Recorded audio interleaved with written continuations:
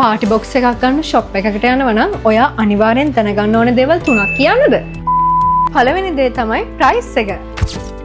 Shop එකකට ගියාම පළවෙනිටම කරන්න ඕන දේ තමයි ස්පීකර්ස් වල ප්‍රයිසස් ඩිස්ප්ලේ කරලා තියෙනවද කියලා බලන්න ඕනේ. මොකද මේ ස්පීකර්ස් වල සාමාන්‍ය ප්‍රයිස් එක දන්නේ නැත්නම් වැඩි ගාණක් වුණත් ඔයගොල්ලෝට කියන්න පුළුවන්. හැබැයි ගෙදර ගිහලා බලද්දි Facebook එකෙන් හරි TikTok එකෙන් හරි ඒ ෂොප් එකෙන්ම ඒ ප්‍රොඩක්ට් එකම රුපියල් 10000ක් විතර අඩුවෙන් වුණා ප්‍රොමෝට් කරලා තියෙන්න පුළුවන්. ඒක නිසා හැම කස්ටමර් කෙනෙක්ටම එකම ප්‍රයිස් එකක් කියන ෂොප් එකක් තෝරගන්නවා දැනගන්න ඕනේ.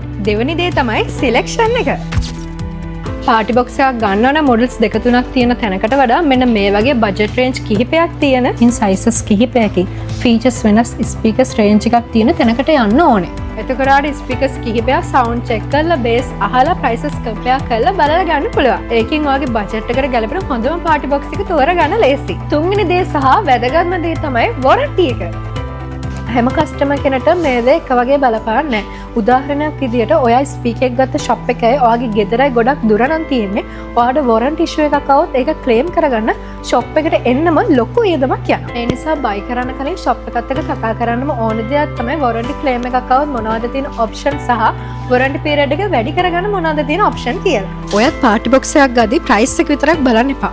ඔයා ගෙවන මුදලට ස්පීකර් එක වටිනවද කියලා වගේම තමයි වොරන්ටි එක ආෆ්ටර් සර්විස් එකත් බලන්න ඕනේ. ඉතින් වෙන තැන්වල ගිහලා අමාරුව වැටෙන්න කලින් පාටි බොක්ස් එකක් ගන්න එන්න ඕන එකම තැන තමයි බැලුන්.lk එක.